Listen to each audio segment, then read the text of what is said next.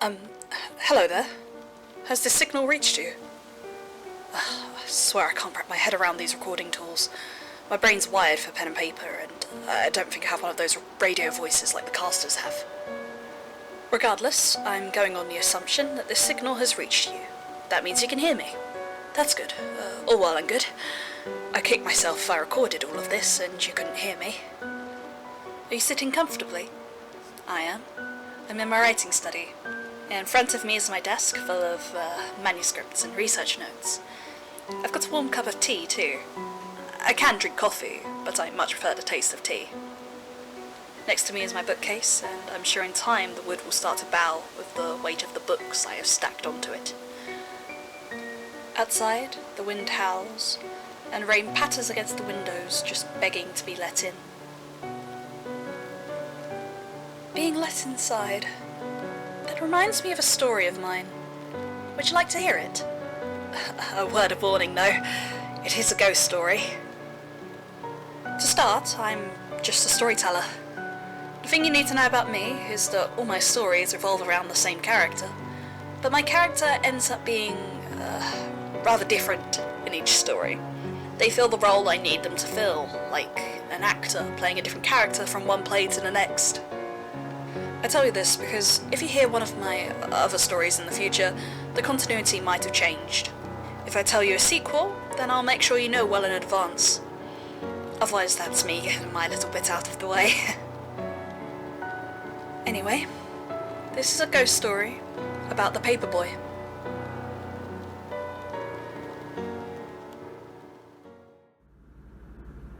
Do you know of Bloody Mary? It's a typical divination story, though accounts vary, between the spirit conjured being that of a benevolent or a malevolent spirit.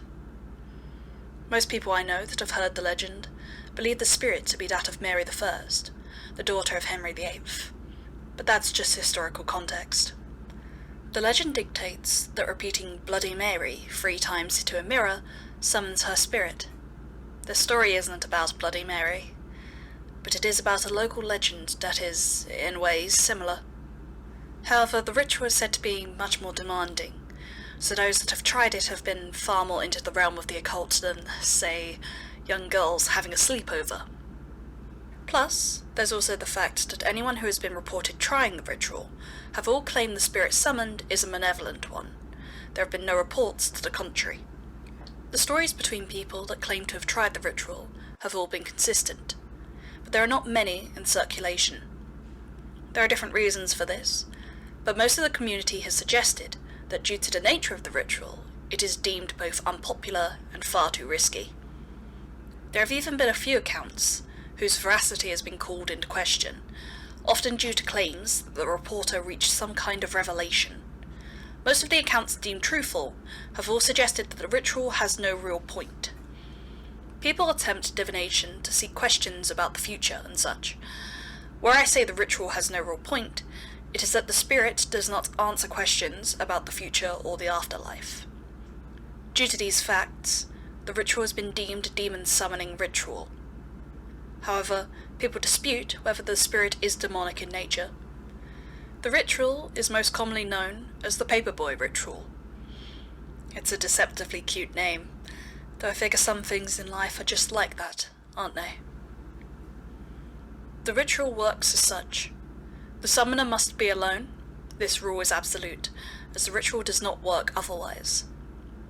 This has led to doubts within the occult community about how valid reported summonings are. The ritual must be conducted in the dead of night.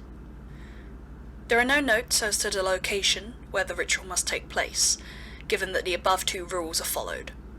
It has been suggested that the ritual also fails if the summoner is in a house or flat with other habitants. A lit candle must be placed in the centre of the room. The candle acts as the guide, inviting the spirit into the room. It must be a plain, unscented candle. An empty notebook is placed in front of the candle.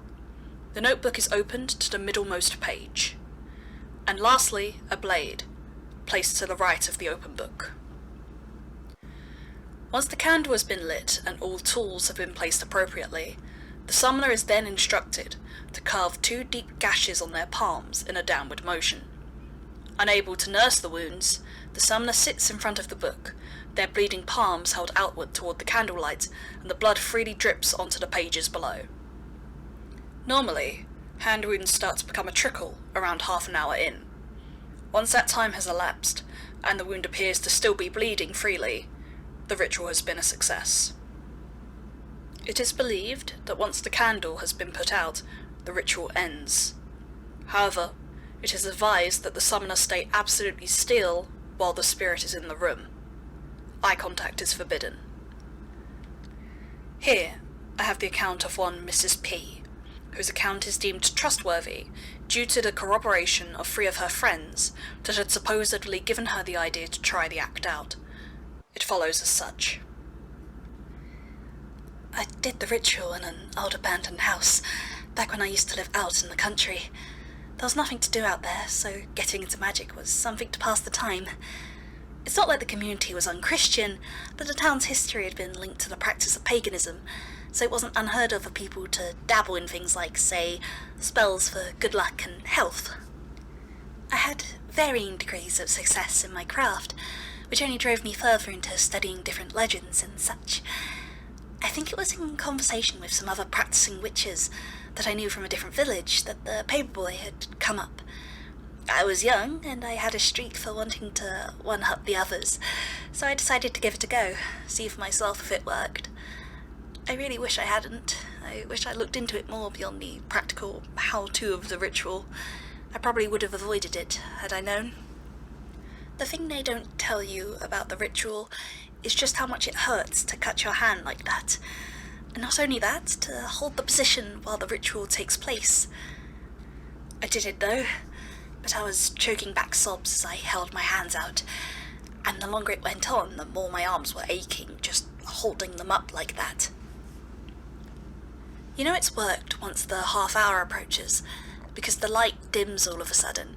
It doesn't go out, just dims. And during the ritual, you've got to keep your eyes focused on the flame, so you notice it as soon as it happens. And then you notice the smell. It's small at first, but thickens quickly. I thought, with the house being abandoned, that there was some dead animal in the room, and I just hadn't noticed it until then, like some squirrel or fox that must have crawled in and passed away. But it increases, that rotten smell. Rot and decay and death. You start hearing sounds that shouldn't be possible in an empty room. The writhing of wet maggots, the buzzing of flies, the scampering of rats. It's unbearable.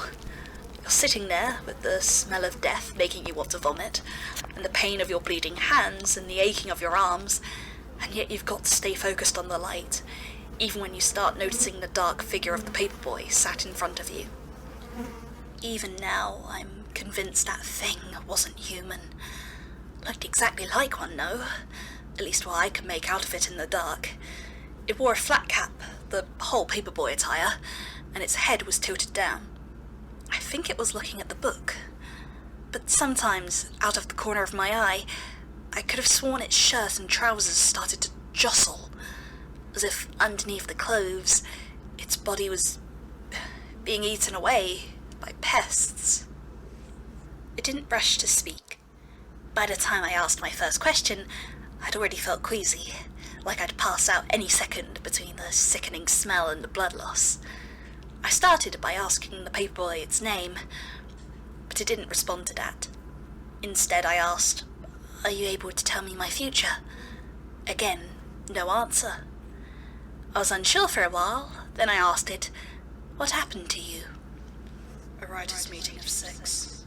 It responded, "6 and its host a fraud. Have you ever been surrounded by people that everything you are not? Felt your inadequacy claw at your throat?" I wasn't a writer myself, but I was familiar with jealousy, so I replied that I had, if only to be polite. I hadn't expected the thing to be so talkative. I thought spirits were quieter. Everyone had turned up with stories completed, or being fleshed out. A few even have publications under their belt. And there I was, with an empty book. I'd been haunted by empty pages every day of my life, knowing I had to put something on them and never feeling like I could measure up to my image of myself. And yet these writers, they could connect with the world. They could hear its messages and tell their stories, and the world would listen to them. They lived in a world that I was separate from. I'd always grappled with the sense that I just didn't belong in the world, that connecting with it was impossible for someone like me, no matter how much I struggled. So I decided to fill my book up. There was a pause, so I prompted it by asking, "How did you do that?" When they asked me to showcase my work, I pulled out a pocket knife and killed all 6 writers in that room. Once I finished, I drenched the book in the pool of blood on the floor, stained it with the blood of every writer in that room, mixing them onto the pages. I stayed silent then. I felt like I was freezing, and the hairs on my body stood up sharp. I had no way of knowing if the story was true or not, but in that moment I felt like I was in danger. I didn't know when it was safe to end the ritual or not. I didn't exactly want the spirit of a supposed murderer following me out of this house. So I stayed silent and still. I let it continue. I looked at the book, still empty but stained deep crimson. I realized that in everyone there's a story, and yet I was empty. I could produce nothing. I left the place, found a bin chock full of waste, and I crawled inside. I took myself out to die, for the sake of the world, but even now I'm still empty. I am nothing, and I produce nothing.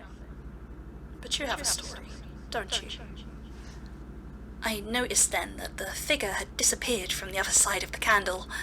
I couldn't look around the room to find them, and I was trembling. If it wasn't for the fear, I would have passed out by then. But I kept my eyes focused on that dim flame, poured all my attention into watching it flicker in the darkness, to distract from the ever-present smell of the rotting and the ebbing feeling dripping from my hands. Then I felt hands on my shoulder blades, and my breath got caught in my throat. They progressed along my arms and down to my outstretched palms. They held my own, almost gently, like a lover, but they were cold and gaunt, with a strange wetness as their fingers ran along mine. I heard breathing in my right ear. No, it sounded more like a death rattle. The smell was choking now, and the light got harder to focus on, as I was sure the air around me was thick with flies, blotting my vision. Then the paperboy whispered into my ear, "Shall we have a look inside?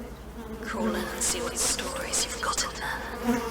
It took the cuts on my hands, and with its thumbs, slowly began pulling down on the wounds. The dull ache was now a sharp pain, yet it pulled the wounds with deliberate slowness. "It's all right," it said. "Bear with the pain. That is just you letting go of your story. I'll take good care of it." I realized then that if I didn't stop the ritual, let the thing carve down towards my wrists, I'd be dead. I panicked then, screamed and flailed as much as I could. Though the thing's grip wasn't hard, I somehow felt trapped as it continued to pull the cut further down. Somehow I managed to free my legs from their seated position, and I was able to kick the candle to the floor with just the tip of my shoe. I found myself gasping for air, lying on the wooden floor of that old house. It was still dark, but it felt like the air had suddenly cleared, from the flies, from the stench of rot, from the very presence of that spirit. I could see the moon through a small gap in the curtain, and it provided enough light where before it felt like the only light in the world was the flickering of that dim candle. I double-checked my surroundings to ensure I was alone before I tended to the cuts. Luckily, I'd packed a first aid kit, knowing the ritual involved cutting my hands, so I was able to bandage myself up well enough before I left the building. As soon as I could, I took myself to the doctors to get them fixed up. I told them that I'd taken a walk and fallen onto some nasty branches. I'd even gone and ruffled myself up in the forest deliberately to make it more convincing, just to avoid any accusations of being a madwoman and ending up institutionalized. But that night I was sure I felt drained, not only in the literal sense, but like something had been stolen from me and I didn't know what it was. My mind felt scattered and my memory was hazy. I got very busy after that, and that helped me feel centered. Luckily, I've not had any encounters since that suggest the spirit is still following me, though even faint foul smells make me nauseous, remind me of that night. Mrs. P reportedly went on to lead a normal life after her experience. She'd quit practicing witchcraft and ended up turning to the church for spiritual guidance. She moved to the city, said she couldn't quite handle the feelings of isolation in the countryside. Not due to the actual lack of people, but rather she'd gained a vivid fear of her own life feeling absent. She, among the other truthful accountants, also believes that more people than is currently known have tried the ritual with success, but they believe there's so little evidence for this, as the paperboy supposedly spirits them away. I tried to look up the story that the paperboy had told, tried to research for 6 people being killed at a writers' meeting in Britain, or any account of a murderer dying in a rubbish bin. It made it harder on account of the spirit not giving out its name, but the attire suggested a rough time frame from the Victorian era to the present day, and I researched within Britain as there has been little evidence to link the legend beyond British shores. But I found nothing of the sort. When Mrs. P, along with the other truthful accountants, were asked if they believed the paperboy's story was true despite the lack of evidence, they'd all said the same thing. I believe it. I think it happened. I think it took their stories